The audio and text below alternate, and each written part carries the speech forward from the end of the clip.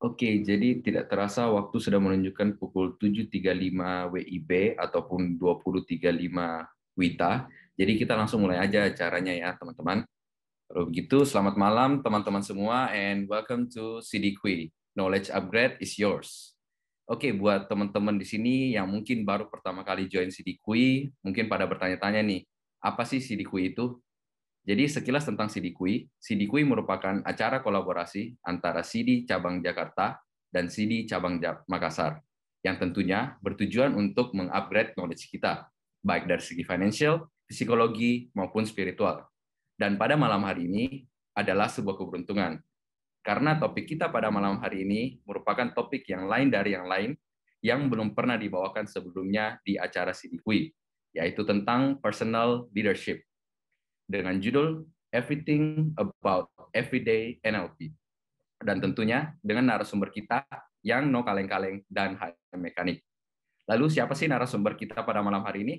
Langsung saja saya persilakan kepada moderator kita yang tentunya tidak kalah kece, Bro Chance.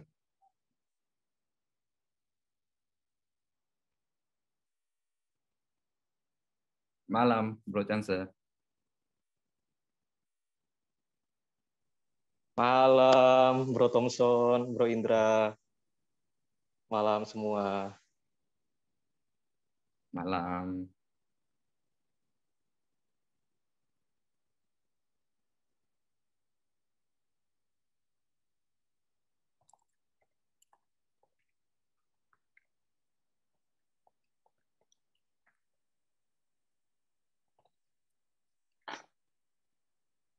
Ya, silahkan kepada Bro Chance. Udah dibuka tadi ya? Sorry, Iya, tadi udah. habis dari toilet. Oke, siap. Baiklah, kalau gitu. Thank you, Bro Thompson, atas waktunya, atas kesempatannya. Sebenarnya untuk pembicara pada malam hari ini, tanpa saya harus jelasin background-nya, ini dari namanya aja itu udah bisa ketahuan loh sebenarnya. Kalau misalkan beliau ini benar-benar orang yang sangat oke untuk bisa sharing pada malam hari ini. Kira-kira tahu nggak kok kenapa bisa begitu, Bro Thompson? Kenapa kira-kira kok? Karena namanya sama dengan bulan ini ya, nama akhirnya ya. Oktober ya. Uh, Bener sih Oktober, sama-sama bulan Oktober, tapi bukan itu maksud saya. Nah, Oh, jadi bukan ya. maksudnya, jadi maksudnya kalau Robi Oktober, kalau kita bedah gitu ya kan, Robi Oktober. Oktober itu bisa dibedah, dipecah menjadi oke, depannya oke, terus TO-nya itu tuh, ber-nya itu bersharing. Jadi oke tuh bersharing. Boleh. Masuk. Itu ice breaking aja, Bro Thompson. Ya udah, baiklah. Mantap. Ya, thank you, Bro. Terus kepada teman-teman semua, izinkan saya untuk membacakan profil narasumber kita pada malam hari ini. Jadi beliau ini merupakan Master Practitioner NLP, penulis buku Love of Attraction for Money, dan Certified Instructor dari BNSP, Badan Nasional Sertifikasi Profesi. Dengan gaya presentasinya yang praktis dan humoris, membuat beliau dikenal sebagai pembicara yang informatif dan menyenangkan.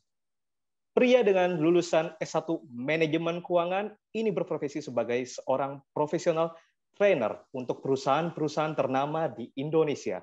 Kira-kira apa saja perusahaannya? Ada BCA, Panin, Sinarmas, Gojek Tokopedia, Kongguan, Prudential, Allianz, Manulife, AIA, AXA, Sinarmas, MSIG Life, Tokyo Marine, Hanwha, Sun Life, Pegadaian, Hypernet, Baba Raffi, Super Spring, dan Sampurna.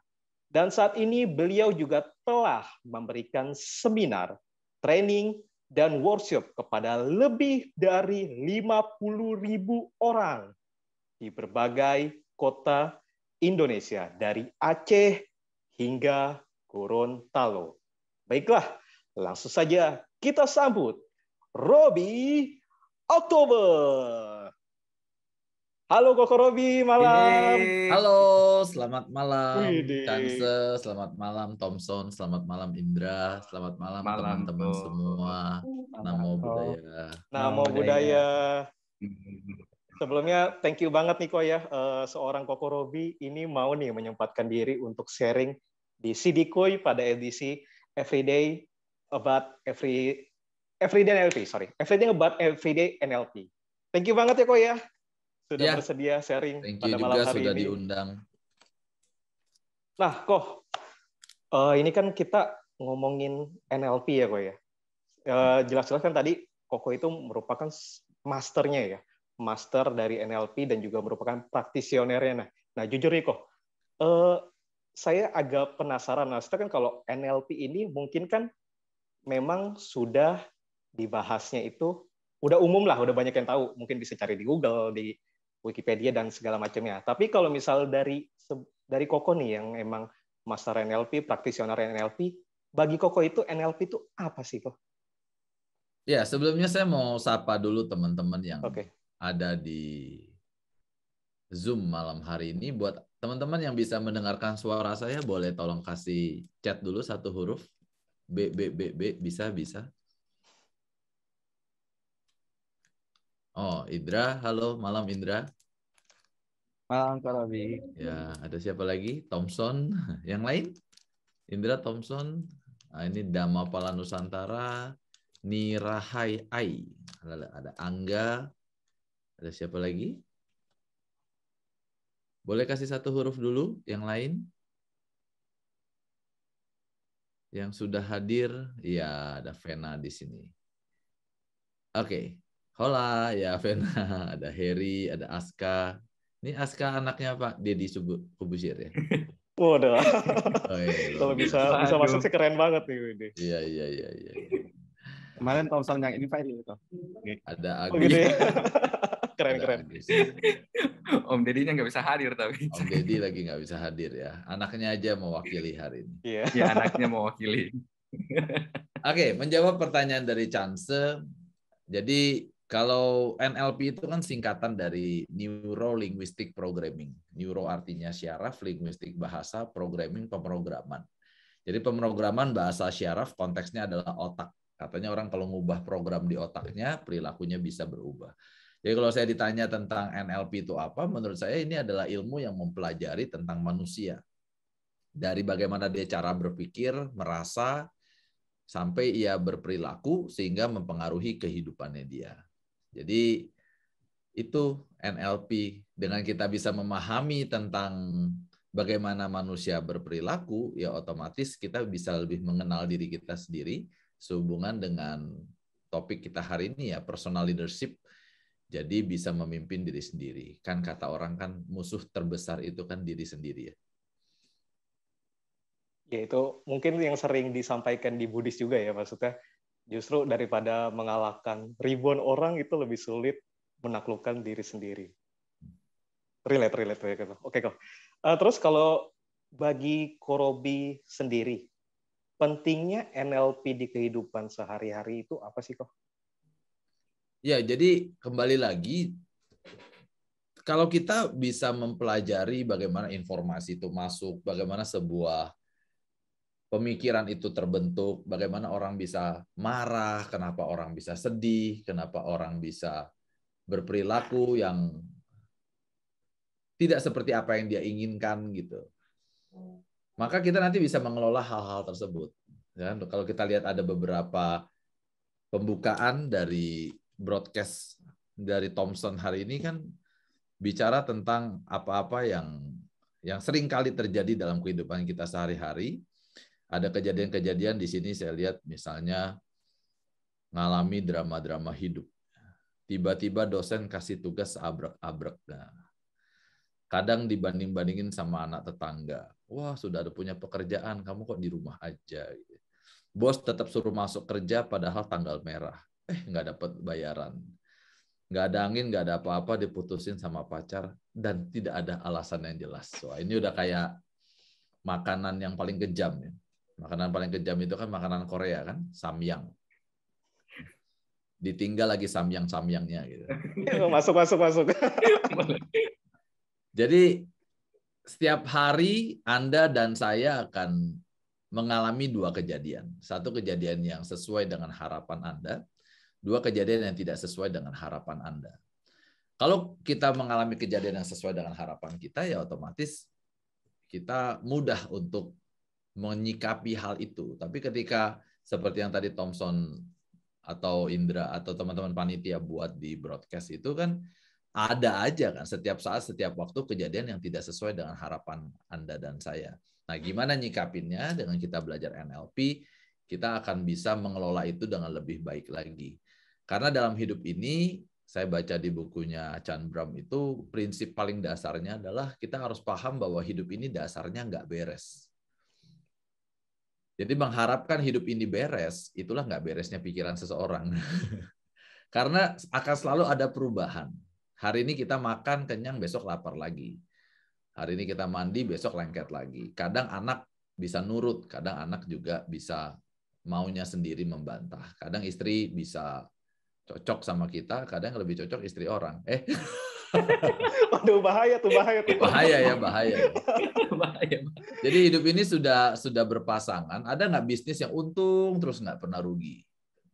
Kan nggak ada ya. Ada nggak orang kita sudah berusaha jadi orang baik aja masih ada orang yang dengki juga, karena memang hidup ini berpasangan, ada pagi, sore, ada siang, malam, ada sederhana. Itulah nama restoran Padang. Jadi karena keberpasangan itu, ya otomatis kita perlu siap untuk menghadapi kedua hal itu. Nah, kadang-kadang orang cuma siap separuh, kata Bante Utamo tuh, kita itu sebenarnya sudah siap menghadapi perubahan. Tapi kita baru siap menghadapi perubahan ke arah yang lebih baik. Jadi kalau income 5 juta ke 10 juta kita siap. 10 juta ke 20 juta kita siap. Ya, belum punya pacar jadi punya pacar kita siap. Dari sakit menjadi sehat kita siap. Tapi kalau perubahan menurun, income dari 20 juta jadi 5 juta nggak siap. Ya, dari sehat menjadi sakit tidak siap. Nah, tadi Thompson bilang dari punya pacar ditinggal pacar nggak siap. Nah, itu yang tinggal kita belajar sikapi kan tinggal separuh aja kan. Yang perubahan ke atas kita sudah bisa. Kita tinggal belajar gimana nyikapin perubahan ke bawah. Itu sih. Dengan belajar NLP, kita jadi lebih meningkatkan kesadaran, mindful akan apa-apa yang terjadi, kenapa sih ada fenomena, kenapa orang bisa marah, kenapa orang bisa sedih, takut, bingung, khawatir, cemas, kenapa bisa senang. Karena senang juga kalau terlalu senang problem. Orang terlalu senang juga jadi bisa lepas kendali kan. Terima gaji, wah hebat nih gajian, traktir dong, ayo. Main hayo-hayo aja. Tiba-tiba pas sudah traktir nyesel juga. Harusnya tadi bisa buat bayaran yang lain gitu. Kenapa? Karena terlalu senang. Orang ketika lagi terlalu senang juga kendalinya menjadi lepas kan. Nah, dengan kita belajar NLP, pemahaman kita tentang perilaku kita akan menjadi lebih baik. Wow. Terus kalau misal tadi Korobi sempat ada mengatakan kan kalau misal NLP ini berarti ilmu yang memang bisa dibilang sangat penting untuk sehari-hari, terutama tadi kan untuk yang namanya kita menyikapi fenomena-fenomena dalam diri kita. Nah, terus kalau Korobi sendiri, apa sih trigger yang membuat Korobi ini kok pengen gitu pelajarin NLP? Ya, saya juga sebetulnya kebetulan ya. Jadi kalau gejala awal, bukan gejala awal ya. Alasan paling utama saya belajar NLP adalah sebetulnya selama 16 tahun saya tuh punya masalah keuangan. Padahal saya lulusan manajemen keuangan. 16 tahun kok. Really? 16 tahun. 16 tahun saya cari uang tuh income saya stuck. Saya 12 tahun tuh tinggal di rumah mertua. Jadi dari usia saya 28 tahun sampai 40 tahun tuh saya tinggal di rumah mertua saya. Jadi saya menikah modalnya modal mental, tapi secara finansial belum siap gitu. Tapi ya karena mertua saya baik, saya bisa numpang tinggal di rumah mertua. Terus saya tipikal orang yang sebetulnya mau kerja gitu. Bukan orang males, kemudian juga orang yang mau sekolah. Saya lulusan terbaik nomor 7 kok dari kampus saya. Artinya kan secara pengetahuan juga ya lumayan lah gitu. Tapi I don't know why. Sudah kerja, sudah berusaha, ternyata income saya terus-menerus gitu-gitu aja gitu. Sampai di bulan April tahun 2015 saya berhutang sekitar 300-an juta. sebagian adalah hutang kartu kredit, ya. Hutang kehidupan, karena kan ada kebutuhan ngutang, pakai kartu kredit. Akhirnya ya saya mulai stres lah. Nah, Januari 2016, teman saya bilang saya nggak bakal cari uang. Katanya mungkin kamu punya panggilan lain dalam hidup. Mungkin kamu bukan orang yang dipilih untuk pegang uang gitu, karena setiap orang punya perannya masing-masing dalam hidup. Lalu teman saya bilang saya lebih cocok untuk pelayanan. Nah, dari situlah saya memutuskan, udah nggak mau cari uang lagi, saya mau hidup untuk umat aja gitu. Maka Januari 2016 saya putuskan lebih aktif lagi di wihara. Dan ya istri saya stres lah. Ya kita makan apa gitu kan. Saya bilangnya tenang aja, nanti juga karma baik akan membuat kita punya income gitu. Dan ternyata kehidupan seperti itu tidak pas lah untuk dijalankan. Sampai di bulan Juni 2016 itu saya belajar tentang NLP ini. Teman saya bilang, katanya orang kalau belajar NLP itu hidupnya bisa berubah. Ya saya nggak percayalah.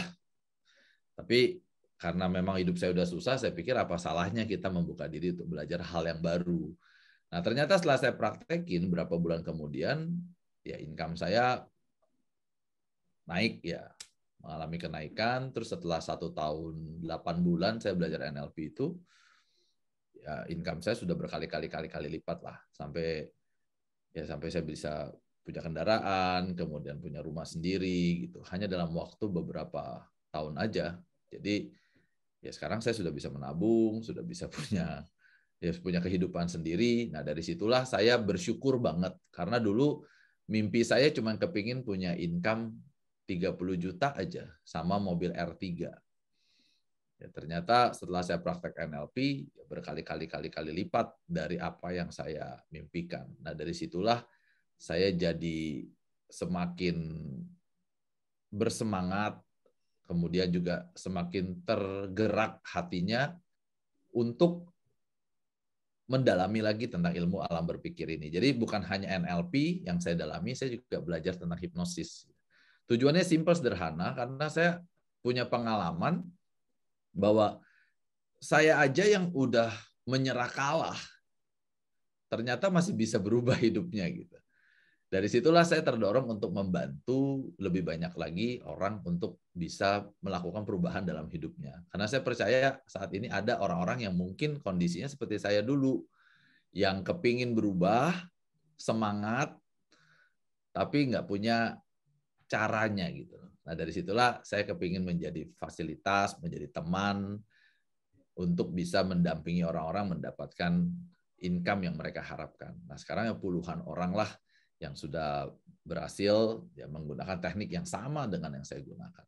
Nah, dari situlah saya jadi mendalami NLP, karena kalau bicara tentang membantu kehidupan orang lain, menjadi penting kita untuk punya kompetensi yang mumpuni gitu kan. Kalau kita mau ngutak-ngatik jalan pikir orang, kalau kita cuman tahu ilmunya dari baca buku atau apa kan kurang pas ya. Jadi perlu ada standar yang saya harus miliki untuk bisa sampai di tahap itu. Nah dari sanalah saya jadi lebih gigih lagi, lebih giat lagi. Ya, tujuannya supaya bisa pantas lah untuk bisa membantu orang mendapatkan apa yang mereka inginkan. Wow, saya sampai speechless mendengar 16 tahun, begitu-gitu aja, tapi pas sudah mempelajari NLP dan tadi hipnotis juga ya, maksudnya jadi dalam waktu beberapa tahun juga cukup ini ya, drastis ya perubahan yang Koko alami ya. Luar biasa. Ya, saya sih bersyukur banget lah hari ini. Saya bisa menabung yang dulu nggak pernah kepikiran gitu ya. Karena kan kalau berarti kita menabung, berarti kan income kita sudah cukup untuk gaya hidup kita kan. Bisa cicil rumah di Kelapa Gading gitu, terus ya punya kendaraan, terus ya dulu saya ingat banget, saya punya prinsip hidup saya boleh susah gitu, tapi hidup anak saya kan jangan sampai susah. Maka meskipun dulu udah punya utang juga, setiap malam minggu tuh saya tetap harus siapin 100.000 gitu ya. Tujuannya adalah 50.000 buat beli time zone, 50.000 lagi buat ajak anak saya makan di AW. Jadi kita setiap malam minggu tuh anak saya main yang ting tung gitu kan, masih 2 tahun setengah ya si Danela itu waktu itu ya. Kemudian setelah itu ya kita bawa ke AW, beli kentang goreng, kemudian lemon tea sama ayam goreng 1. Nah saya sama istri nontonin anak makan. Karena kita sudah kenyang dari rumah kan, saya nggak punya cukup uang saat itu, jadi itu yang saya lakukan setiap minggu. Nah hingga makanya hari ini kalau istri saya ajak ke time zone, ajak ke AW itu ada traumanya dia. Kan itu susah banget waktu itu ya. Sementara kalau anak saya diajak ke AW time zone tuh seneng banget karena memang itu yang dia tunggu-tunggu di setiap malam minggu. Nah, sampai dengan hari ini ya saya sih jadi nggak ada kendala lagi dengan itu. Jadi artinya kalau mau ya sekedar kita ke mall terus mau makan apa aja ya anak saya sih bisa lah hari ini gitu. Nah, itu bagi saya satu hal yang amat saya syukuri. Maka saya punya keyakinan lah bahwa orang juga bisa mencapai di titik apa yang bisa saya rasakan hari ini. Keren. Lalu kok, maksudnya tadi sih perjalanan di Koko itu benar-benar luar biasa sekali, benar-benar menarik. Dan saya jadi ada ini, maksudnya ngelihat Koko, maksudnya ngelihat lu Koko yang seperti ini jadi kayak ingat Chef Juna gitu kan. Nah, maksud saya kan ada mirip-miripnya nih antara Koko dan Chef Juna. Maksudnya kan kalau Koko kan memang udah praktisi dan emang udah masternya di NLP. Nah, kalau Chef Juna kan masternya di masak-masakan gitu kan. Nah, maksud saya kalau misal contoh kita ibaratkan Chef Juna gitu kan, chef, dia kan memang sudah ahli dengan berbagai macam menu masakan dan lain-lain. Nah, itu kan kalau misal kita sebagai awam mungkin kan mempelajari menu sampai sedetail itu kan benar-benar butuh waktu yang lama gitu kan. Nah, cuma kan maksudnya kadang kalau misal kita belajar dari chef itu ada kayak menu-menu praktisnya yang bisa kita praktekkan nih di rumah sendiri gitu kan. Nah, kalau misal NLP ini nih dengan Koko nih yang memang sudah menggeluti ini, yang memang sudah ahlinya, yang sudah high mekanik lah kalau bahasa ininya ya, bahasa pro player gitu ya. Nah, kalau misal dari Koko itu kira-kira ada nggak sih ilmu praktis yang mungkin kita sebagai awam nih untuk mempraktekkan NLP itu ada nggak kok ilmunya? Ada. Jadi sebetulnya kita ini terjebak di dalam pikiran kita sendiri. Jadi apa yang dijalani sama seseorang itu tidak jauh dari apa yang ada di dalam pikiran dia. Jadi pikiran hanya mengkonfirmasi apa yang kita mau pikirkan. Jadi kalau misalnya orang saat ini berpikir misalnya saya nggak suka sama orang namanya Tole. Terus di kepala saya udah ada nih pikiran. Si Tole ini orangnya nyebelin. Terus saya janjian sama Tole jam 10. Tole datang jam setengah 11. Jadi 10.30.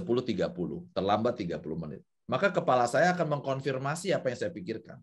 Tuh kan bener, nyebelin kan si Tole. Janjian jam 10 datang setengah 11. Memang orang ini nggak bisa hargain orang. Nah, bagaimana kalau Tole datangnya lebih awal? Dia datang setengah 10. Apakah pikiran saya berubah? Jawabannya tidak. Pikiran saya akan tetap ngomong, tuh kan nyebelin si Tole, jam 10, datang jam setengah 10, lebih awal 30 menit. Ngapain nih orang dasar emang nggak ada kerjaan, hidupnya cuma cari muka sama pencitraan aja, bikin gua nggak enak aja dia datang pagi-pagi, orang jajan jam 10.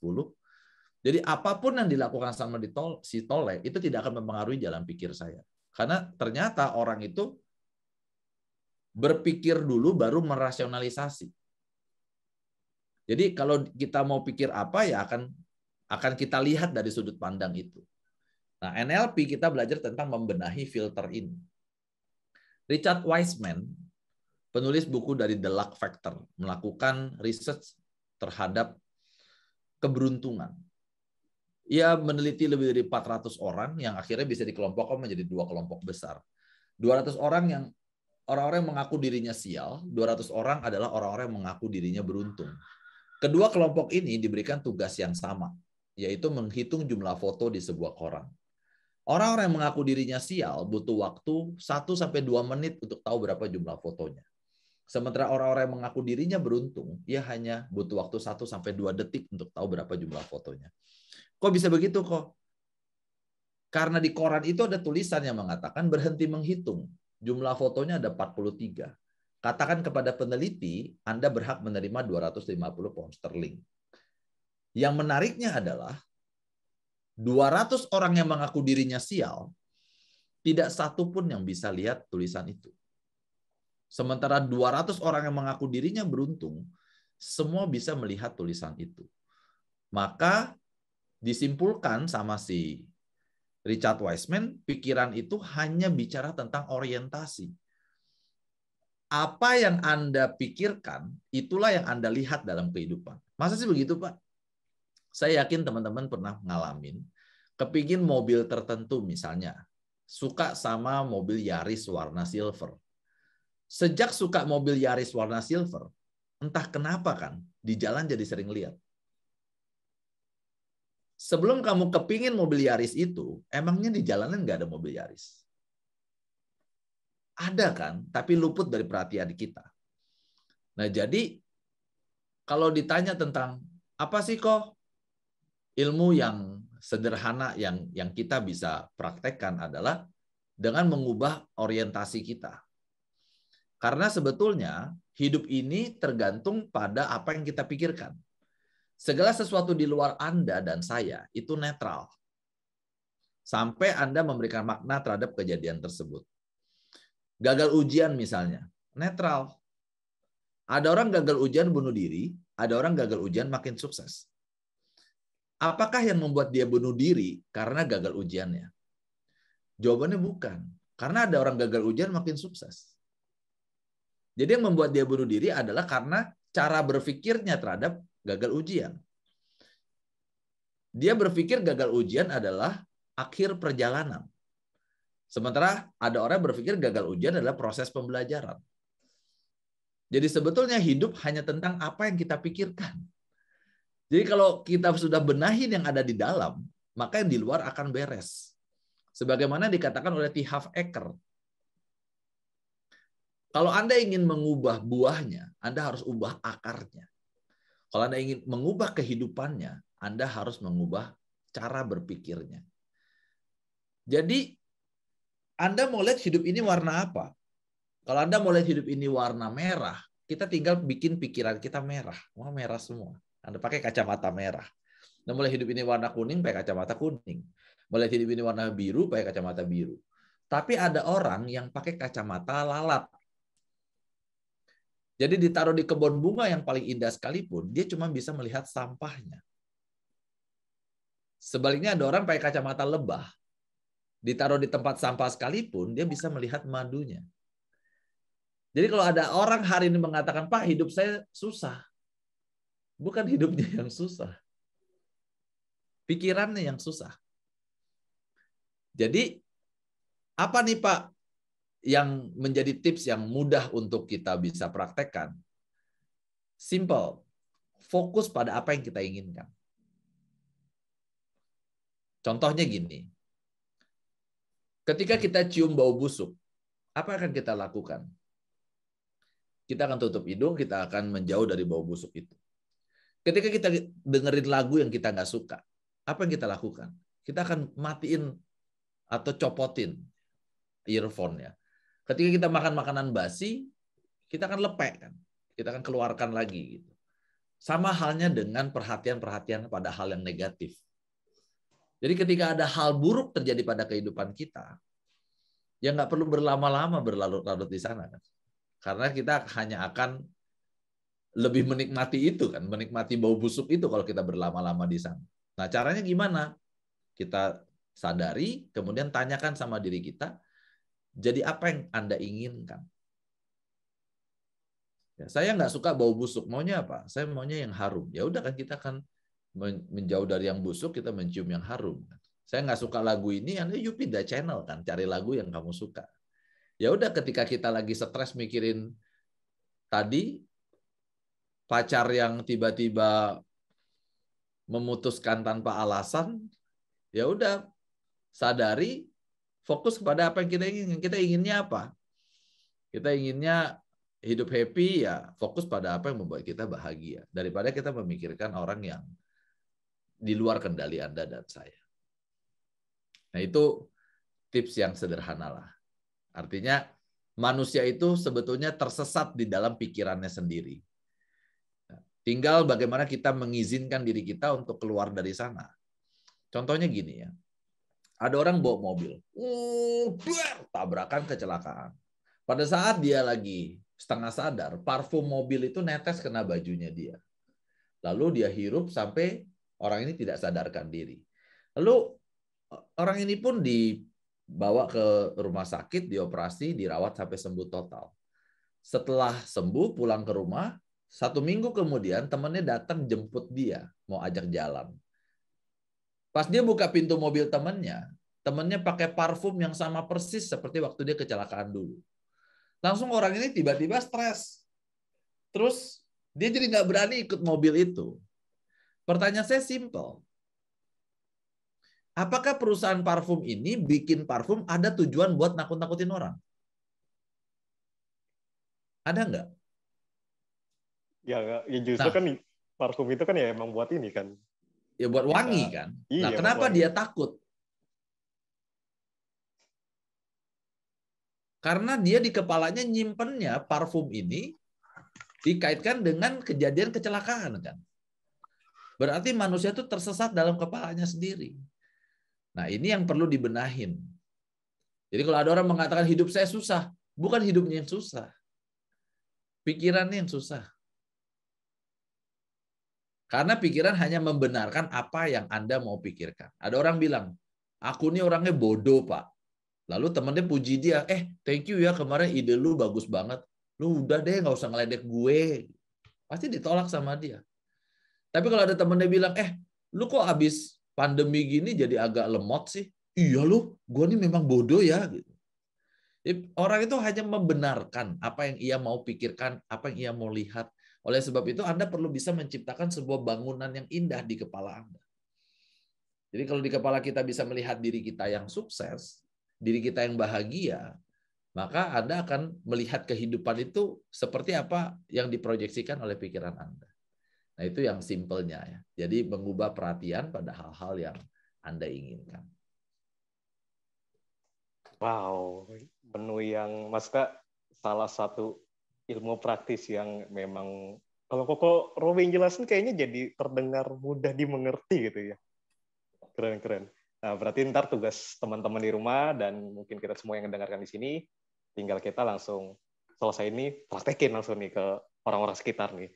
Nah, terus kalau misal yang biasanya terjadi nih kok, pada saat kita sudah mulai kan mau mencoba praktek nih tentang si NLP-nya ini, apa sih yang biasanya jadi faktor penghambat yang bikin kita ujung-ujungnya bahkan bisa lupa lagi nih sama ilmu NLP-nya?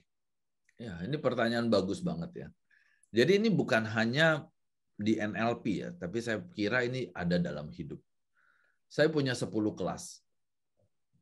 Dan dari 10 kelas itu ada satu kelas yang utama. Menurut saya yang menjadi jantung dari 10 kelas. Itu kelas yang ketiga ya, namanya self-programming. Dari 8 jam sesi itu ada satu sesi yang paling penting, yaitu membahas mengenai pertanyaan chance ini. Jadi kalau ditanya mengenai apa yang menjadi faktor penghambat, inilah yang tidak saya pahami selama 16 tahun pertama. Waktu saya mengalami masalah keuangan.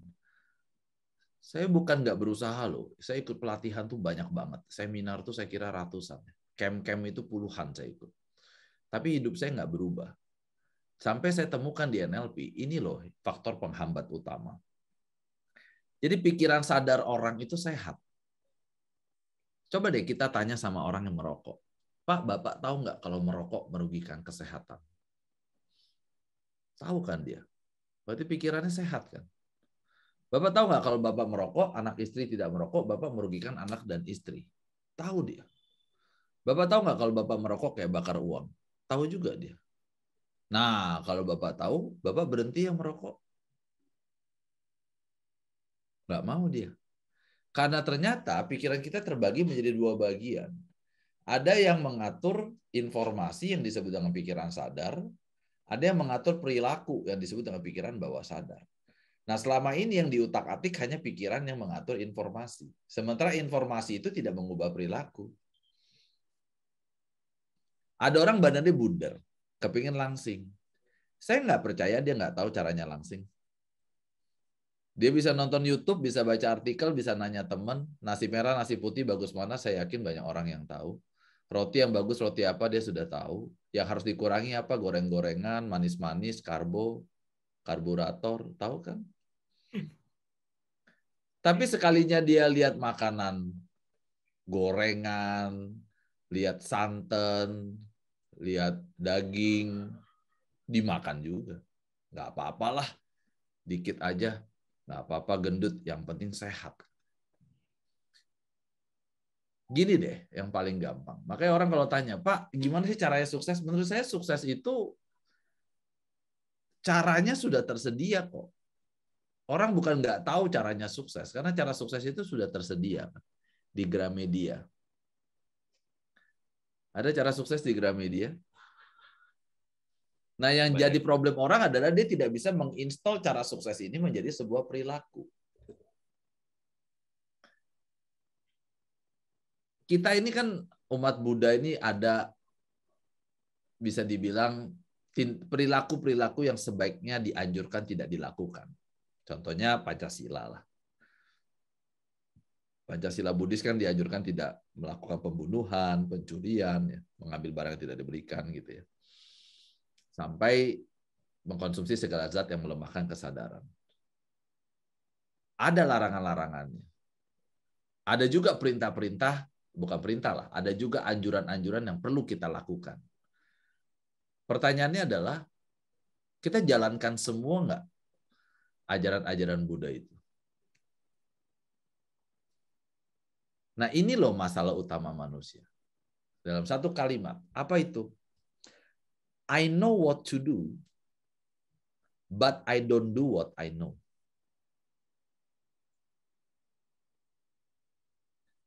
Jadi faktor penghambatnya itu. Lalu pertanyaannya adalah, why people keep doing what they do? Kenapa orang tahu lari pagi itu bagus, tapi bangunnya siang? Kenapa orang sudah tahu sedia payung sebelum hujan, tapi udah mendung pergi nggak bawa payung? Kenapa orang tahu 4 sehat 5 sempurna, tapi makannya junk food? Kenapa orang tahu hemat pangkal kaya, tapi nggak punya tabungan? Karena ternyata manusia merespons hidup itu menggunakan program. 88% perilaku kita itu ada programnya. Jadi inilah faktor penghambat utamanya. Inilah yang membuat kenapa orang kalau nge-gym bayarnya setahun, latihannya 2 bulan gitu. Karena perubahan yang selama ini dilakukan hanya menggunakan pikiran sadarnya dia. Dan pikiran sadar itu cuman punya kemampuan 12%. Sementara yang mengatur perilaku kita itu 88% itu adalah program. Jadi nanti ada caranya untuk bisa melakukan perubahan pada program itu. Jadi yang perlu diubah adalah programnya, bukan mengubah informasinya. Bedanya apa sih Pak? Gini. Biar teman-teman bisa memahami perbedaannya. Ada anak SMP ya, nunggu di angkot. Karena panas di dalam angkot, dia turun angkot dulu. Lalu maaf ya, dia merokok. Menyalakan sebatang rokok, lalu dia menghisap rokok itu. Sambil nunggu angkot itu penuh. Nggak lama kemudian, satu gerombolan atau satu kelompok ibu-ibu PKK, satu kelompok ibu-ibu PKK masuk ke dalam angkot itu. Dia jadinya nggak muat, dia jadi nggak bisa ikut. Dalam hatinya sempat jengkel Thompson. Aduh, malah ditinggal angkot. Baru angkotnya jalan, ada kontainer yang remnya blong. Ditabrak angkot itu, terguling, masuk ke dalam jurang, dan diberitakan semua ibu-ibu PKK itu meninggal dunia. Sambil pegang rokok, anak muda ini mengatakan dalam hati, untung gua ngerokok. Nah sekarang anak muda ini sudah berusia 40 tahun. Dia pergi ke Indomaret. Lalu dia beli rokok. Di kotak rokok ada tulisan, merokok membunuhmu. Ngerti nggak dia? Tapi tetap dibuka rokoknya, diambil rokoknya, dinyalakan rokoknya, dihisap rokoknya. Sambil dalam hati ia mengatakan, rokok ini menyelamatkanku. Kalau nggak gara-gara cerita ada rokok ini, waktu itu saya nggak turun ngerokok, mungkin hari ini nggak ada saya. Jadi itulah perbedaan antara pikiran sadar dan bawah sadar. Secara sadar dia tahu merokok tidak baik bagi kesehatan. Tapi pengalaman dia mengatakan bahwa rokok ini punya jasa terhadap hidupnya dia. Nah, sepanjang program dasarnya nggak diubah, dia akan tetap merokok terus. Karena pikiran bawah sadarnya mengatakan, rokok ini menyelamatkanku, bukan membunuh. Jadi, ya itu. Mengapa tadi Chance bilang orang berubah cuma 1-2 minggu, kemudian balik lagi. Termasuk uang. Kenapa orang dikasih uang berapapun juga, hidupnya nggak mengalami perubahan? Karena program. Program tuh gimana sih? Gini deh. Kalau saya minta teman-teman untuk membuat tanda tangan, coba deh bikin tanda tangan. Anda akan membuat tanda tangan itu menggunakan tangan yang biasa Anda gunakan. Ya, mungkin Indra pakai tangan sebelah. Sebelah mana Indra kamu? Kalau bikin tanda tangan pakai tangan kanan. Kanan. Mudah nggak kamu pakai tangan kanan? Mudah. Mudah, karena kamu sudah punya programnya. Coba saya minta Indra pakai tangan sebaliknya. Kamu akan harus berpikir kan. Ketika kamu melakukan sesuatu harus berpikir, berarti kamu nggak punya programnya. Itu harus menggunakan pikiran sadar. Sementara kalau kamu melakukan sesuatu kayak kamu sikat gigi, jalan, kemudian mandi, pakai baju, ya itu kan sudah nggak perlu sambil berpikir kan. Itu berarti kamu sudah punya program ya. Bawa mobil, setir motor, itu sudah ada programnya. Jadi manusia itu merespons hidup menggunakan program-program ini. Nah, tinggal sekarang ini ya NLP membantu kita untuk bisa mengubah program itu. Paling gampang gini ya. Bill Gates mengatakan, orang kaya kehilangan uang, dia tidak jadi orang miskin. Dia hanya orang kaya yang lagi nggak pegang uang. Pernah nggak orang kaya bisnisnya rugi? Pernah nggak orang kaya bisnisnya bangkrut? Donald Trump pernah mengalami kerugian 800 juta dolar.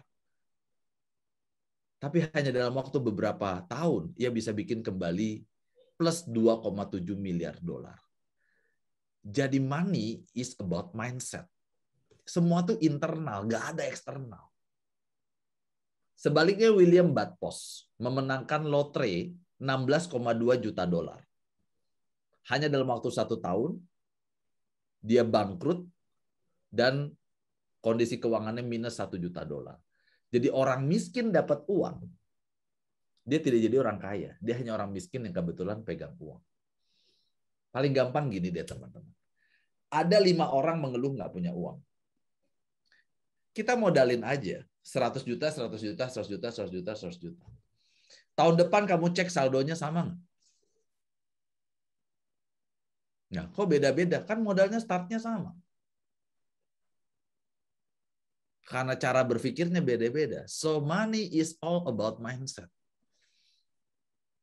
Jadi sepanjang orang nggak benahi jalan pikirnya dia, lu mau kasih dia uang berapa juga, dia akan kembali lagi ke kondisi hari ini. Gila nggak? Itulah saya 16 tahun pertama. Nah, setelah saya utak-atik jalan pikir saya, maka sampai saya tulis di buku itu kan, Law of Attraction for Money. Kan. Karena di situ kita harus benerin money mindset kita.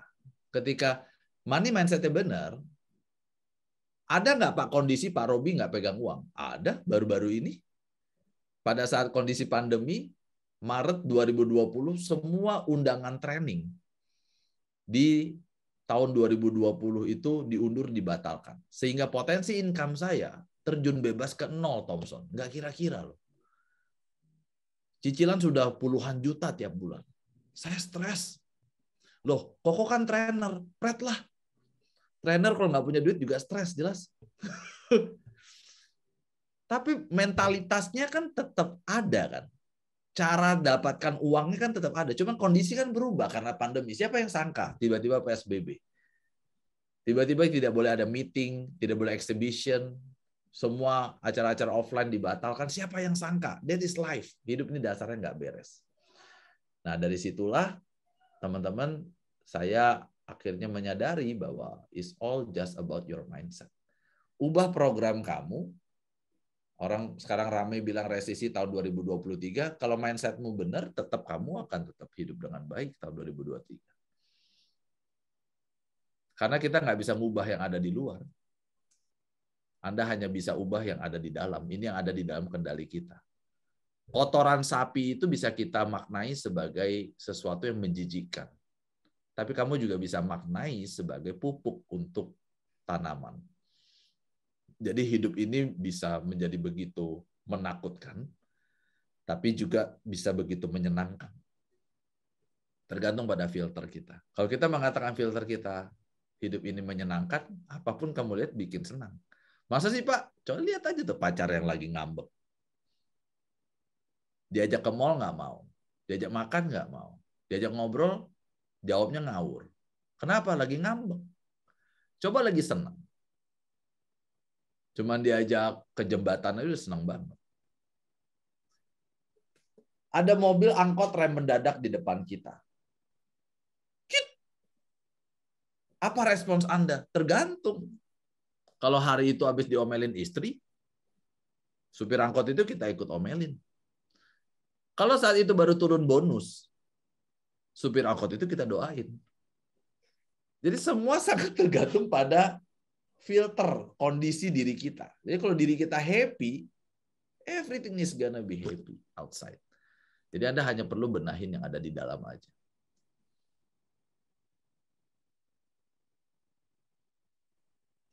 So Itu deep, bro. Keren. Dari tadi saya ngedengerinnya berasa kayak ketampar bukan sekali dua kali, tapi tuk. Bener-bener langsung auto ingat tentang mindset saya selama ini yang wah kayaknya banyak banget nih PR ini yang perlu diingat lagi. Thank you kok.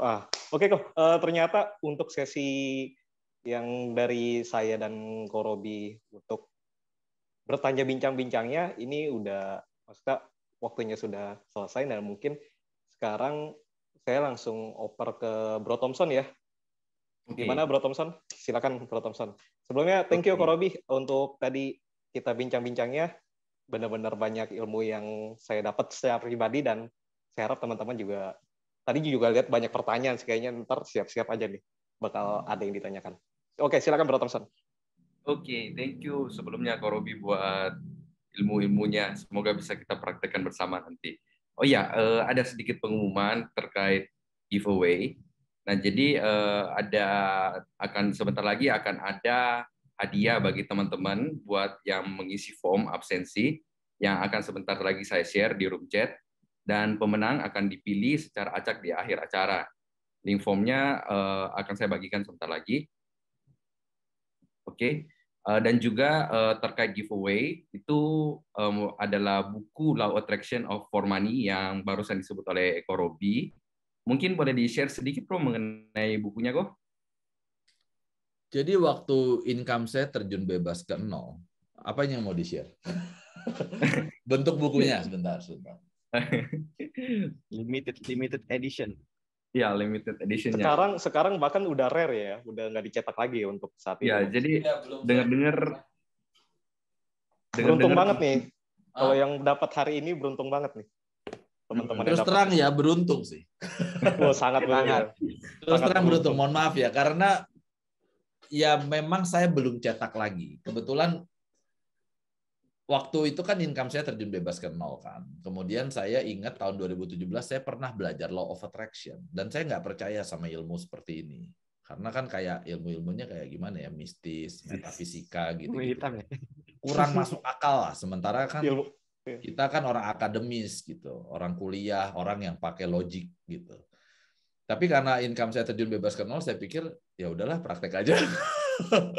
Kali-kali aja bagus gitu. Dan ternyata dalam waktu 2 bulan income saya pulih lagi. Dan ya saya bisa bayar semua. Semua dengan online lagi, nggak ada offline-nya. Disitulah saya meyakini bahwa Law of Attraction itu akan membantu mempercepat datangnya sebuah keinginan. Jadi waktu saya belajar NLP, saya butuh waktu 1 tahun, 8 bulan, 1 tahun 9 bulan untuk mencapai apa yang saya inginkan. Tapi dengan Law of Attraction, saya hanya butuh waktu 2 bulan. Law of Attraction plus NLP ya. Jadi ada dua tools yang saya pakai. 2021 saya usil gitu. Saya putuskan kalau cuman saya sharingkan di ruang training, jangkauannya tidak terlalu luas. Saya usil minta 9 orang untuk mempraktekkan apa yang saya lakukan secara persis. Lalu saya pantau selama 45 hari. Hasilnya, 8 diantaranya mengalami peningkatan income. Dari situlah studinya saya masukkan ke dalam buku ini. Jadi buku ini isinya adalah studi kasus terhadap 9 orang itu. Jadi metodenya ada di sini, harapan saya bisa digunakan juga untuk membantu teman-teman yang lain mencapai apa yang mereka inginkan. Nah, itu kurang lebih isi bukunya. Nah, karena ya buku ini value-nya tinggi ya. Karena menurut saya ini kan meskipun cuma 140 halaman, tapi bisa membantu orang mendapatkan income yang luar biasa gitu. Saya jual dengan harga 249.000. Dan sekarang tinggal 40 buku. Maka saya udah nggak mau jual lagi. Cuman karena buat CD kan apa yang enggak kan. Wih, thank you Koko Robi. Hari ini kita jadi giveaway. Giveaway ada berapa buku? 2 ya? 3. 3. Oke, ya ada 3 yang mau dijadikan giveaway. Ya mudah-mudahan Anda dapat. Terus kalau Anda ya bisa, mudah-mudahan bisa membuat Anda mendapatkan income yang baik lah setelah membaca buku ini. Nah, itu dia teman-teman, udah dengar dari Ko Robi langsung bahwa bukunya sudah sulit untuk didapatkan di luar ya. So, jangan sampai ketinggalan sebentar buat sesi Q&A-nya, karena 2 penanya dengan pertanyaan terbaik akan mendapatkan buku ini secara free, hadiah langsung dari Ko Robi. Ya berarti 2 Dan kan? sebentar, ya? 2 atau 3? 2 kan? Yang satunya itu berdasarkan link absensi form kok, yang ada sudah dibagikan di room chat, dan itu nanti akan dipilih secara acak di akhir acara. Oke, buku sudah terima ya? Ya. Sudah sampai belum? Saya sudah kirimkan. Bro Chan sudah. Mungkin ini deh. Coba nanti saya cek ini ke sekretariat ya. Soalnya belum. Sudah saya kirim dengan penerimanya Chance. Oke, siap. Ya maksudnya saya pakai namamu kan biar lebih gampang nanti di tracking. Thank you Koko. Sama-sama. Bro Chance ingat dibagi ya, jangan dimakan sendiri ya. Bukan orang begitu. Oh, udah ada nih. Wih, baru dia ngomong langsung datang. Wih. Bukunya bener-bener ini loh, keren. Thank you, langsung. udah datang ternyata.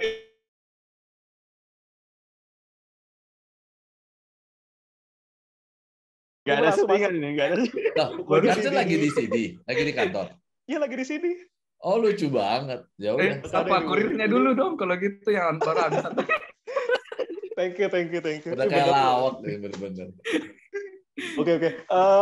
Baiklah, Bro Thompson. Jadi gimana? Apa kita mau langsung? Ya, itu dia untuk pengumuman terkait giveaway dan absensinya. Buat teman-teman boleh sambil diisi juga link formnya yang udah dibagikan di room chat. Silakan. Sambil kita masuk ke sesi Q&A ya. Jadi teman-teman silakan siapkan pertanyaan terbaik kalian, karena 2 pertanyaan yang terbaik akan dipilih untuk mendapatkan giveaway buku Law of Attraction for Money. Silakan. Saya kembalikan ke Bro Chance untuk memimpin sesi Q&A. Oke, thank you Bro Thompson. Cuman sebelum saya masuk ke Q&A membacakan pertanyaan dari peserta yang datang pada malam hari ini, waktunya berapa lama nih kok dikasih soal ini? Takutnya kurang nih. Siapa saya? Kamu nanya saya. Bro Thompson. Oh. Tadi saya nanya Bro Thompson. Mungkin sekitar berapa lama waktu yang kita punya? Nah, mungkin sekitar 15 menitan ya, mungkin. Oh, 15 menitan. Oke. Siap-siap. Kalau gitu saya coba ya, 15 menit. Pilih pertanyaan yang ini dulu deh. Yang masih terkait kita tentang NLP. Ya, kita persilahkan dulu yang mau langsung bertanya langsung, Bro Chance, yang langsung raise hand dan bisa open cam. Ya, kita persilahkan dulu. Oh ya udah, berarti kita yang langsung dulu ya. Baru nanti kalau emang nggak ada yang langsung, baca yang dari chat. Begitu ya, kok ya? Bro Thompson. Boleh. Ya udah, silakan dikasih kesempatannya, siapa cepat dia bakal dipersilakan buat benar, bertanya. Ya. Ayo, ini jarang-jarang loh. Koko Robi ini tadi kan udah ngedengarkan dengan background-nya yang sampai Itu perusahaannya yang udah bukan kaleng-kaleng loh, itu yang udah perusahaan emang kita dengar pasti udah tahu Dari mekanik, gitu kan. pro player semua. Pro player semua itu. Perusahaan yang kaleng Pro player cuma semua. satu. Perusahaan yang kaleng satu itu Kongguan. Oh iya. Oh, dia jual kaleng ya kok ya? Ya, Jual dia kaleng ya. kaleng Kongguan yang legendaris banget. Ya, perusahaan yang bukan kaleng-kaleng dan memang yang kalengnya itu bukan kaleng-kaleng gitu ya. Oh, iya. Oke, silakan kepada peserta nih diberi kesempatan dulu untuk yang bisa mau bertanya langsung. Kalau misalkan enggak, saya baru nanti ke yang chat. Ada di room chat. Coba Bro Thompson bantu cek ya sama Bro Indra mungkin Ya. kalau emang ada. Siap. Misal coba saya langsung hitung 10 detik aja kali ya, biar kita nggak terlalu buang waktu. Oke, saya hitung dari 10, 9, 8, 7, 6, 5, 4, 3, 2, 1. Ada Bro Indra, Bro Thompson? Aman, boleh langsung dibacakan yang ada di chat dulu. Baiklah, saya coba bacakan yang chat dulu ya. Ini mungkin saya pilih yang dari ini dulu. Andre Yogianto. Nah, dia ada bertanya, selamat malam kok, saya izin bertanya. Dengan NLP umumnya, perlu berapa lamakah menanamkan program yang baik ke mindset dan sampai orangnya terbiasa melakukannya? Terima kasih kok. Silakan, Ko Robi. Ada anak perempuan diajak nonton film di bioskop. Nontonnya film horor. Pulang ke rumah, nggak berani tidur sendiri, nggak berani ke kamar mandi sendiri. Dibutuhkan waktu berapa lama untuk membuat perilaku anak ini berubah? Kenapa jadi nggak berani? Kalau hari itu dia nggak nonton bioskop, berani nggak dia ke kamar mandi sendiri? Berani nggak dia tidur sendiri? Jadi sebetulnya anak itu jadi nggak berani tidur sendiri karena hari itu dia kemasukan setan baru. Jadi otak manusia bisa dimasukkan program, bisa dilepas programnya. Dibutuhkan waktu berapa lama tergantung niatnya. Bisa cepat. Kalau niatnya nonton bioskop itu adalah untuk meyakini apa yang di dalam film itu sebagai sebuah true story, maka dia jadinya setannya lebih masuk. Tapi kalau misalnya dia niat nontonnya cuma buat hiburan, dia kepengen tahu cara make up-nya gimana sih. Dia mau menikmati sinematografinya, the making of that film, maka dia pas habis nonton ya biasa-biasa aja. Dia udah lihat behind the scene-nya, cara bikinnya, dan dia cuma lihat sinematografinya aja. Jadi kalau ditanya berapa lama, jawabannya sekejap. Tergantung pada kondisi saat orang itu melakukan perubahan program di dalam pikirannya dia. Nah, kalau misalnya sendiri, melakukan pemrogramannya sendiri, dengan teknik repetisi misalnya, tergantung kompleksitas yang diprogram. Semakin sederhana, semakin cepat. Kalau menurut risetnya, antara 2 minggu, kalau perilaku ya, sampai 9 bulan. Jadi kalau diambil rata-ratanya 66 hari. Maksudnya kompleksitas gimana? Kalau Anda cuma mau bikin kebiasaan minum suplemen 2 minggu, bisa jadi. Tapi kalau kebiasaan main gitar, ya 2 minggu kan belum bisa fasih. Perlu waktu yang lebih panjang. Itu jawabannya. Wow. Untuk Bro Andre Yogianto ya, apakah kira-kira cukup menjawab? Mungkin boleh balas chat. Oh, sorry, saya izin Chance. Kamu jangan konfirmasi. Nanti kalau kamu konfirmasi dijawab nggak cukup, kita jawab lagi. Akhirnya pertanyaan lain kita nggak bisa jawab. Jadi puas nggak puas itu jawabannya. Siap. Karena waktu kamu cuma 15 menit, kamu konfirmasi, dia bilang, oh mohon maaf saya nggak puas, tolong dipuaskan lagi ya, kan repot. Dipuaskan lagi ya. Waduh. Ya, kan? Ya, jadi siap. mohon maaf Andrew, itu jawaban yang bisa saya kasih sekarang. Mudah-mudahan kamu dapat gambaran bahwa otak manusia itu bisa diubah hanya dalam waktu sekejap. Yang penting dia mengizinkan perubahan itu. Termasuk ada orang yang salah jatuh cinta sama orang lain sehingga susah move on. Lalu dia datang ke ruang terapi, kemudian saya kasih terapi 1,5 jam, dia nggak ada perasaan lagi sama laki-laki itu. Jadi ya it's just about program and teknik ya. Jadi dengan teknik yang tepat dan niat, otomatis dia bisa mendapatkan perubahan secara cepat. Begitu. Baik kok. Berikutnya pertanyaan kedua dari Harry. Oke, selamat malam kok. Saya izin bertanya, apa yang dimaksud dengan law of attraction for money? Bagaimana proses kerjanya? Apakah ada kemungkinan berhasil dan tidaknya? Apakah cara kerjanya sama dengan NLP? Terima kasih kok. Wah, ini ngeborong ini ya. Iya. Kebetulan kita lagi promo hari ini kan. Oh gitu. Hanya 3 gratis 1.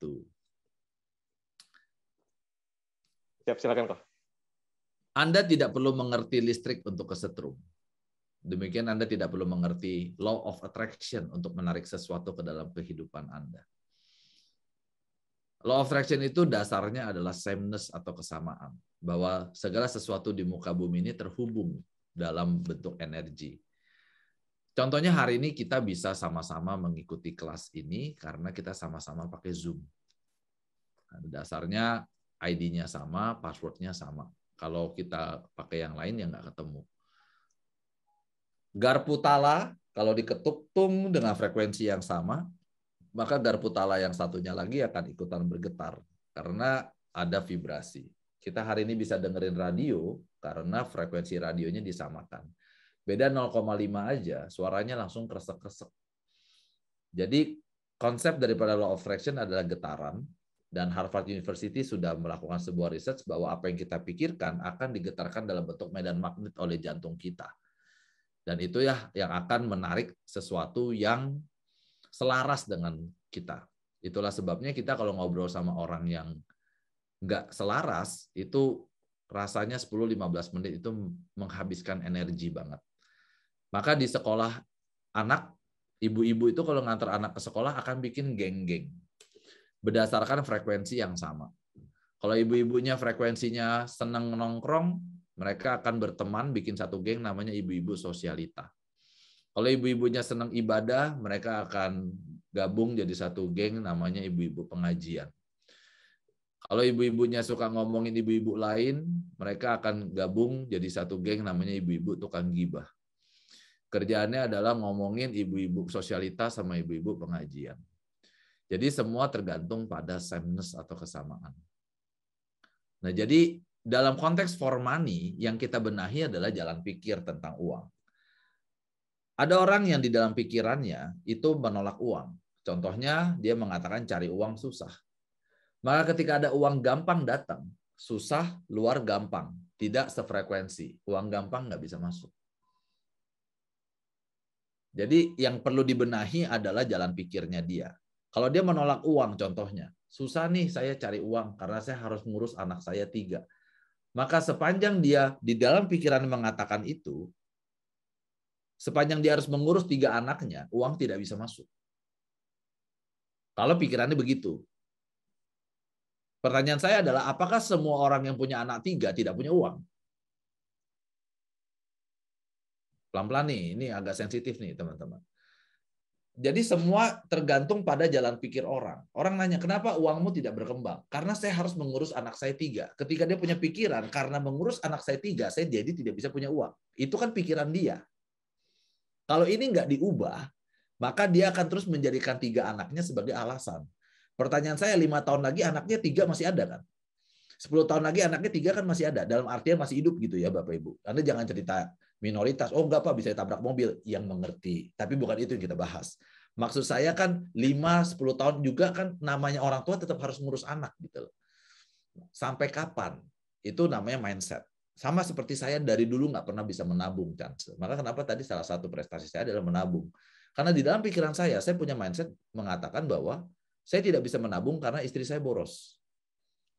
Ketika saya mengatakan hal tersebut, ya saya nggak bisa nabung terus karena istri saya boros. Kecuali saya tukar istri, kan repot. Nah, Berarti sepanjang istri saya boros, saya tidak bisa menabung. Itu kan kalimat dalam pikiran saya. Oleh sebab itu, saya harus mengubah mindset ini. Saya akan tetap bisa menabung apapun kondisi istri saya. Dengan saya membuka jalan itu, hari ini saya bisa menabung. Meskipun istri saya tetap boros. Karena semua hanya di dalam alam pikir. Oke? Bagaimana proses cara kerjanya? Cara kerjanya adalah kita akan membuat skrip. Karena otak manusia itu isinya kata-kata. Jadi kalau kata-katanya diubah, maka pikiran perasaannya akan berubah. Seperti tadi, gagal ujian adalah akhir perjalanan. Gagal ujian adalah proses pembelajaran. Itu kan wording di kepala kita. Cari uang susah, itu kan wording. Saya tidak bisa sukses karena saya keturunan miskin. Itu kan wording. Jadi kata-kata itu mau kita breakdown, lalu kita ubah, kita bikin transkrip baru, terus kita install, kita program ulang. Dan setiap orang akan punya skripnya sendiri-sendiri. Sehingga ketika dia sudah mengubah skrip di pikiran dia, apa yang dia lihat akan berubah. Ingat, kita hanya mengkonfirmasi apa yang kita pikirkan. Ya, kalau kita berpikir, Thompson ini menyenangkan, Thompson datang terlambat, saya tetap bilang, ya Thompson kan orang sibuk. Karena saya senang sama Thompson kan. Thompson datang tepat waktu, saya bilang, tuh lihat Thompson luar biasa.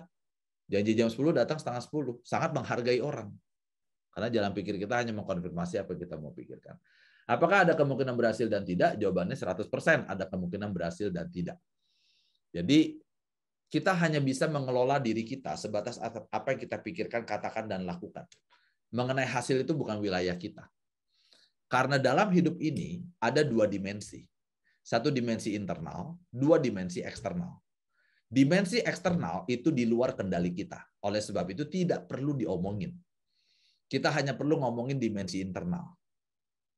Kenapa demikian? Karena ketika parameter kebahagiaan dan kepuasan seseorang diletakkan di eksternal, maka orang ini akan sulit untuk merasakan kebahagiaan. Contoh, saya mau fitness, saya mau latihan, supaya gebetan saya memuji badan saya. Saya latihan 1 tahun, gebetan saya si Rina bilang, badan lu biasa aja. Saya latihan 2 tahun, si Rina belum terpesona sama saya. Saya latihan 3 tahun, si Rina meninggalkan saya. Maka saya akan menjadi orang yang sangat menderita sekali karena saya membiarkan parameter kepuasan dan kebahagiaan saya di tangan si Rina. Jadi sebaiknya bagaimana?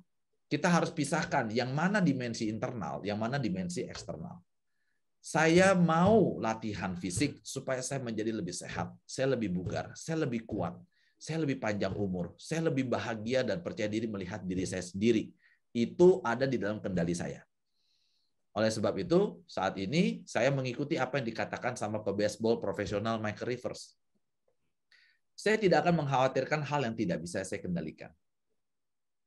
Karena kalau tidak bisa saya kendalikan, percuma saya khawatirkan. Matahari terbit di sebelah timur, nggak bisa kita pindahin ke barat. Nggak perlu dikhawatirkan.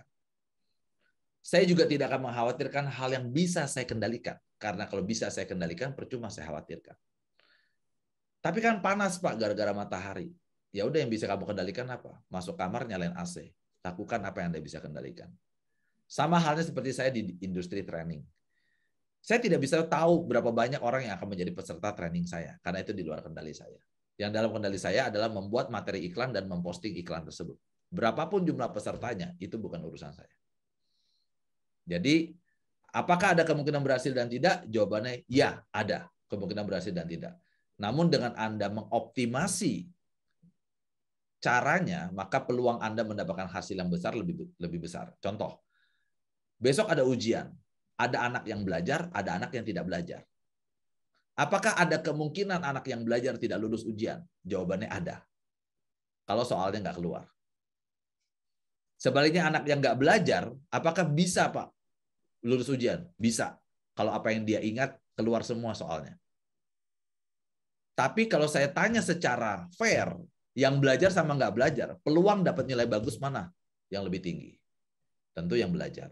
Sama halnya dengan LOA. Yang ngerti LOA dan nggak mengerti LOA, peluang untuk menarik lebih banyak uang dalam hidupnya. Ya yang praktek dong. Gitu. Apakah kerjanya sama dengan NLP? Jawabannya tidak. NLP itu mempelajari tentang perilaku manusia. LOA itu belajar tentang membuat skrip untuk memberikan perhatian dan merasakan perasaan kita terhadap apa yang sedang kita perhatikan. Jadi dia dikombin kedua ini, dan pelatihan-pelatihan saya berbasis NLP. Supaya orang belajar itu bisa mendapatkan perubahan. Mudah-mudahan terjawab semua. Oke, Bro Thompson masih ada waktu lagi kah? Soalnya ini masih ada satu pertanyaan lagi nih, kalau misalkan masih ada waktu. Ya deh, kita kasih kesempatan lagi. Tinggal Oke, satu mungkin, pertanyaan juga. Ya, pertanyaan last question aja. Ya udah, ini mungkin pertanyaan terakhir ya. Ya. Dari Sisvena. Menerapkan NLP dalam kehidupan kita beserta dengan LOA, apakah dapat berakibat negatif ke mindset kita kok? Nah, silakan Robi. Menerapkan NLP dalam kehidupan kita beserta dengan LOA, apakah berakibat negatif ke mindset kita?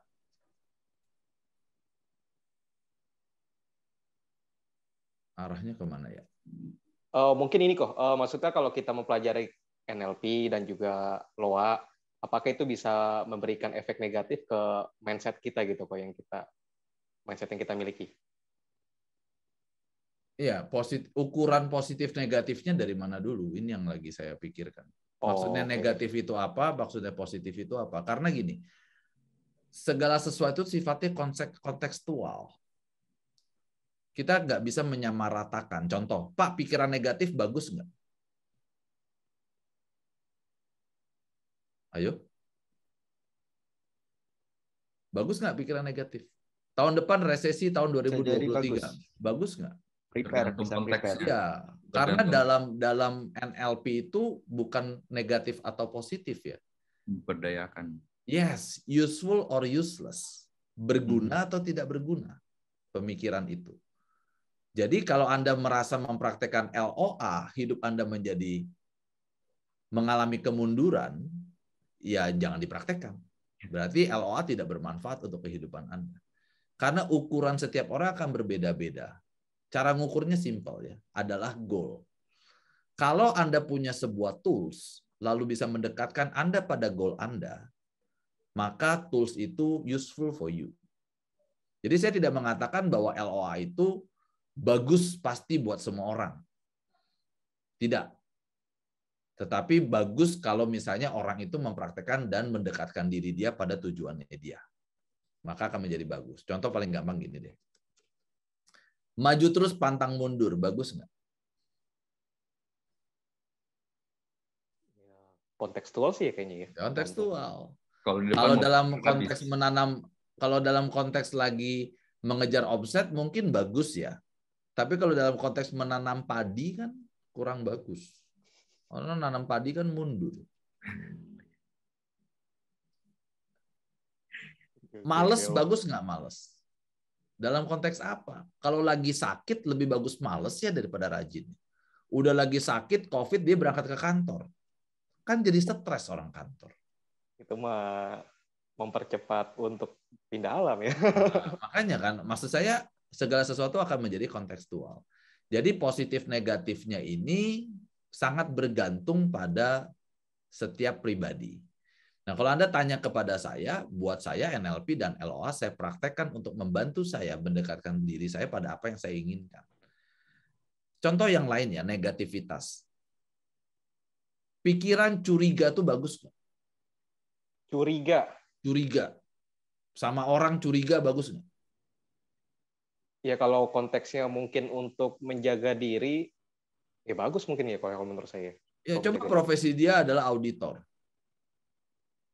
Dia harus punya praduga orang itu bersalah dong. Dia harus punya praduga bahwa keuangannya tidak beres dong. Kalau dia pikir udah pasti beres ini orang baik ya nggak usah pakai auditor. Jadi investigator itu harus berpikir orang ini salah. Maka dia mau melakukan investigasi itu. Kalau dia pikir orang ini pasti benar, ya dia akan membebaskan aja. Kan kelihatan dari wajahnya, cara berpakaiannya orang baik. Jadi semuanya kontekstual, tinggal bagaimana Vena memanfaatkan ini untuk mendekatkan Vena pada apa yang Vena inginkan. Jadi Itu aja cara pakainya seperti itu. Jadi gini paling gampang. Thompson kan di Makassar, Chance kan di Jakarta. Kita di Jakarta kan pakai peta Jakarta kan. Benar-benar. Kalau kita ke Makassar pakai peta Jakarta gimana? Ya kalau nggak bisa ya. Ya nyasar kan kita kan. Ya. Yang ada nyasar ke apakah rumah orang. Peta Jakartanya salah? Ya enggak. Dia tidak salah kan, tetapi tidak tepat digunakan di Makassar. Mungkin kalau di Makassar digunakan sebagai pelajaran kayak sekolah gitu ya. Oh ini loh peta Jakarta, ujian apa, mungkin itu masuk kali ya kok ya. Betul, jadi untuk dijadikan sebagai sebuah persiapan kalau suatu hari dia ke Jakarta, dia jadi sudah punya peta itu. Gitu. Ya konteksnya akan menjadi seperti itu kan. Tapi kan ketika kita ke Makassar bawa peta Jakarta, bukan berarti peta Jakartanya salah. Peta Jakartanya tetap benar, tapi hanya bisa dipraktekkan untuk di kondisi di Jakarta. Jadi LOA juga begitu, itu tools. Kayak orang mau perang ya, granat dibawa, senapan dibawa, pisau dibawa. Tapi apakah untuk pertarungan jarak dekat pakai granat? Nah, disitulah kita sebut dengan wise atau kebijaksanaan menggunakan tools pada tempatnya, pada waktunya. Nah, sama halnya dengan LOA ini, ya kita akan gunakan untuk membantu Vena, mendekatkan Vena pada apa yang Vena ingin.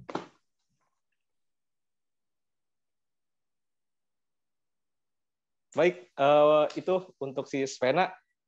Dan ini sih di late game ternyata ada pertanyaan lagi. Nah, apakah masih boleh bertanya nih Bro Thompson atau Robi gitu? Iya, kayaknya kebetulan ada satu pertanyaan yang terskip tadi sebelum Civena.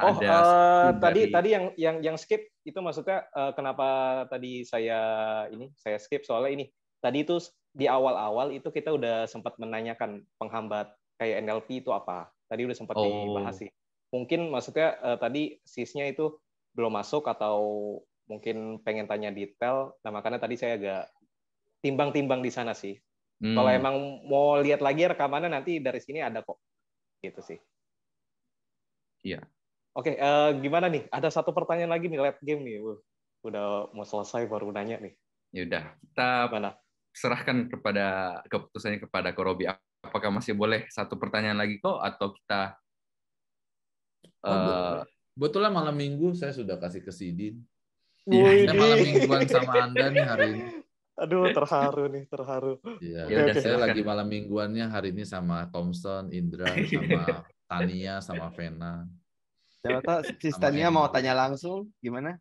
Iya, gimana si Tania mau tanya langsung nih, atau mau saya bacakan? Nanya langsung aja kali ya. Oke, silakan. Malam kok. Ya. Jadi gini kok, saya mau izin nanya nih. Nah, akhir-akhir ini kan saya udah mulai.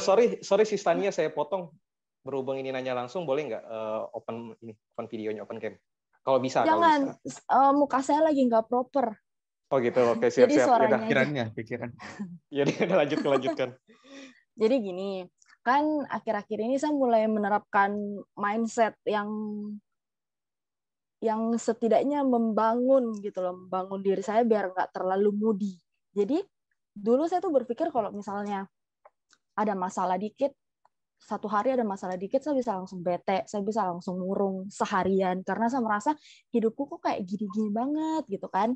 Tapi akhir-akhir ini saya mulai menerapkan mindset bahwa ketika ada hal yang menyebalkan yang terjadi di hari saya, it's just a bad day, not a bad life.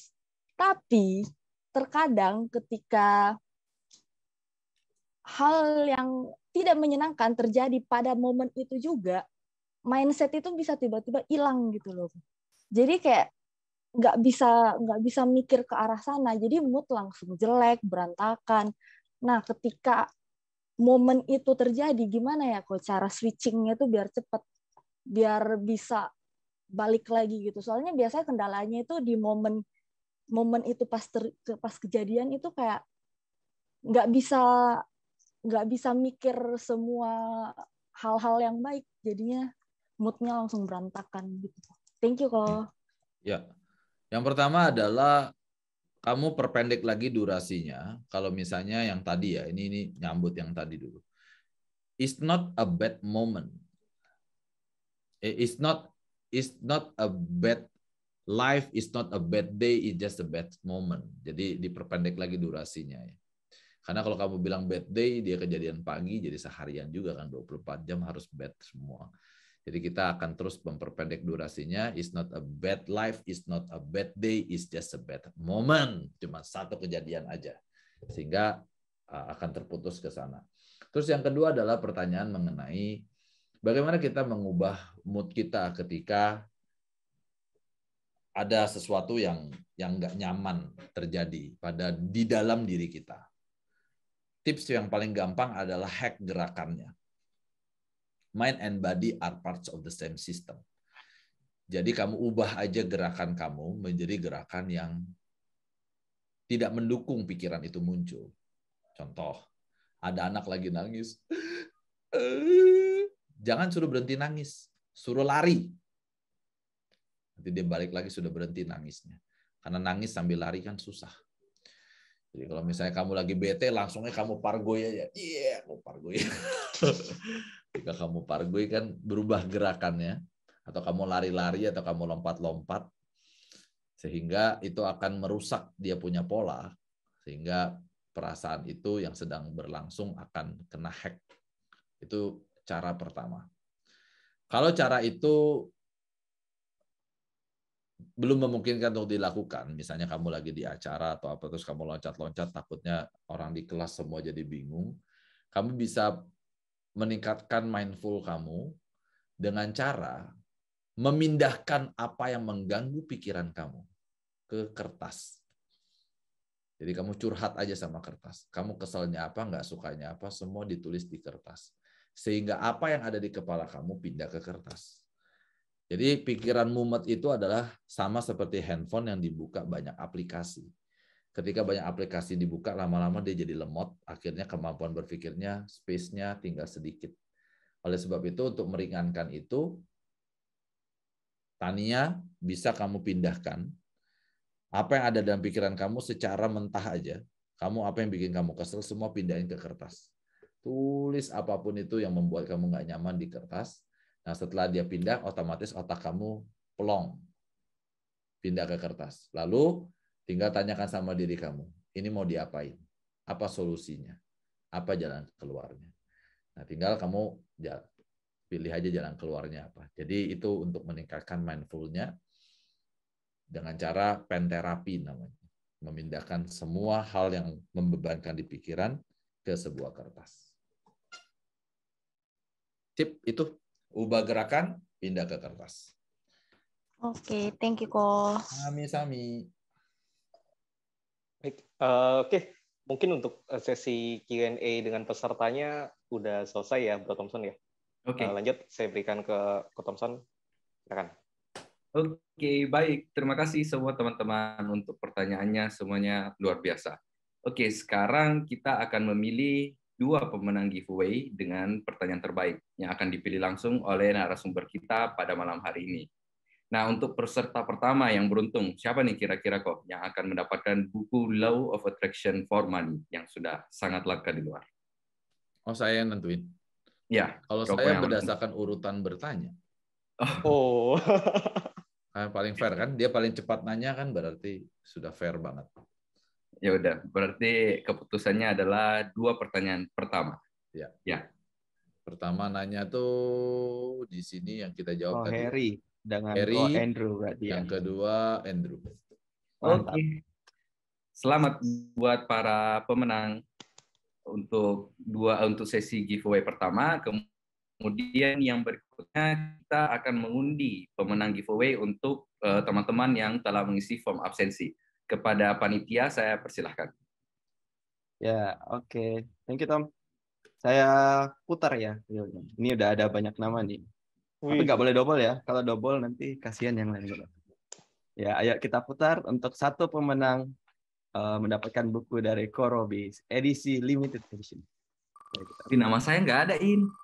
Nah, ini kok nggak isi. Nah, pemenangnya adalah Septiani. Congrats. Masih ada kan? Congrats. Masih ada nggak? Oh, masih. Udah. Oke deh. Hah? Sip. Nanti tinggal langsung chat aja ya. Bisa DM direct ke kita. Saya Thompson atau Chansa boleh. Oke, jadi Thank you. untuk Saya pemenang kembalikan ke Thompson.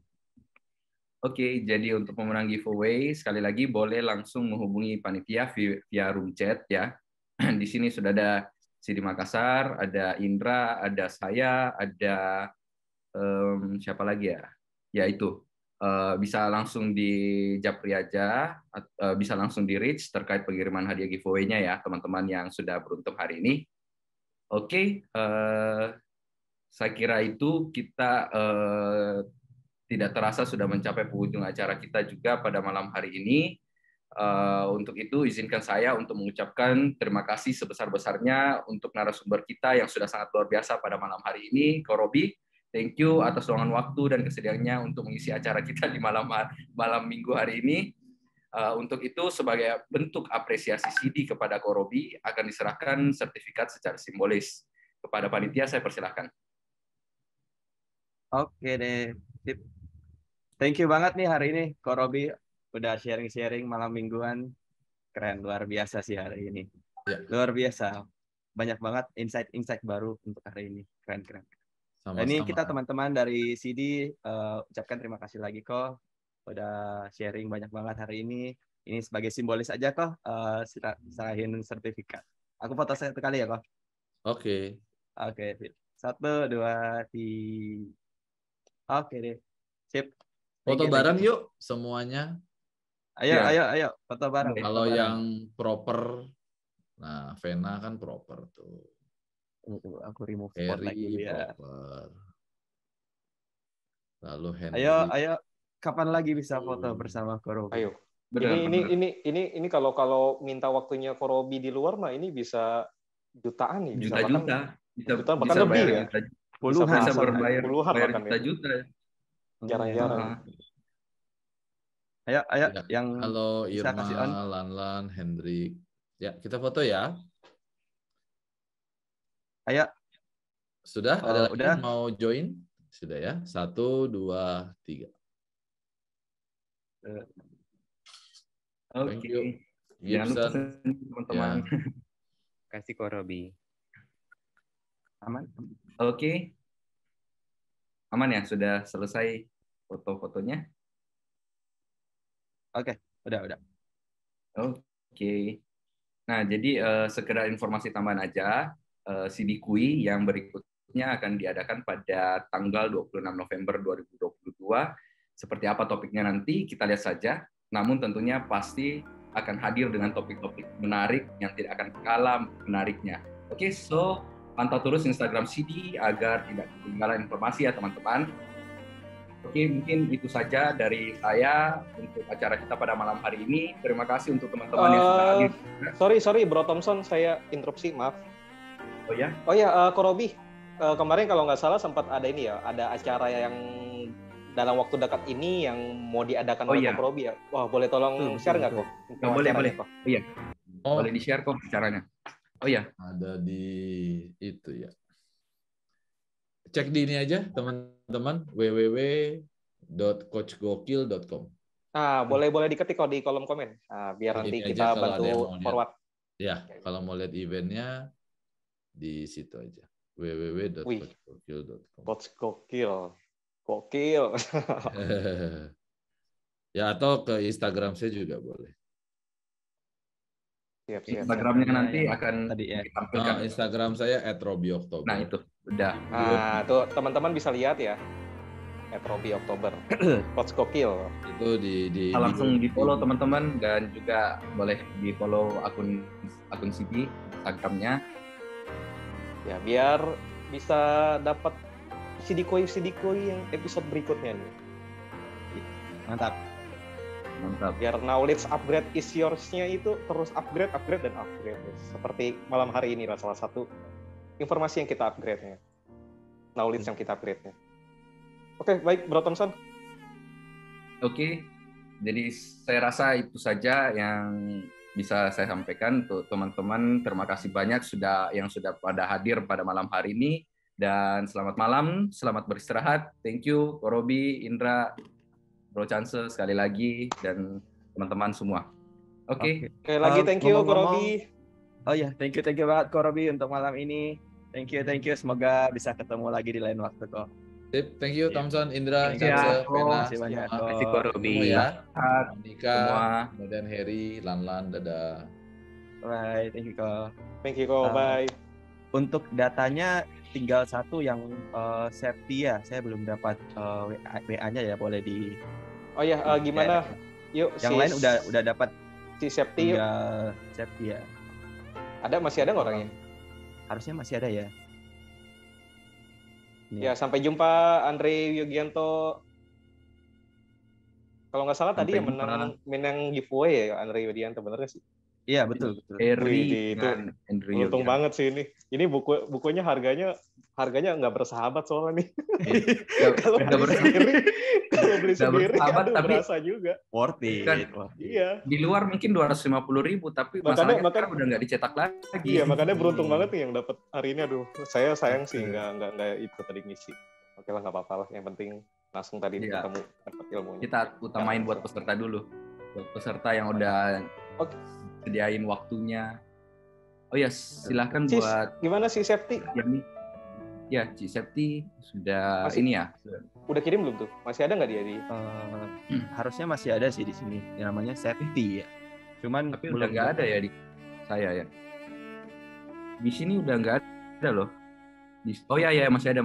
Saya baru ingat ternyata kalau yang absensi ada nomornya kok, misalnya nanti aku koreksi. Ada, siap-siap. Iya, betul. Oke, Oke, aman berarti ya. Oke, aman. baiklah kalau Oke. gitu berarti ini ya untuk peserta kita acara sudah selesai ya. Ya, udah. Silakan Bagi yang teman-teman mau yang ingin live, live. silakan. Sekali lagi thank you untuk kedatangannya teman-teman semua. Semoga yang kita bahas pada malam hari ini, knowledge upgrade is yours, yang kita upgrade pada malam hari ini benar-benar bisa masuk ke kita, ke insight kita, sehingga bisa upgrade dan membantu di kehidupan sehari-hari. Aduh. Oke, Aska, terus siapa lagi nih? Satya Dharma dan teman-teman yang lain. Kalau mau live silakan ya, sudah boleh live ya. Iya. Nanti saya cari YouTube-nya ya. YouTube Iya. apa nih yang mau dicari? CD channel. Oh, CD channel. Ya. CD channel ketik langsung muncul kok dia.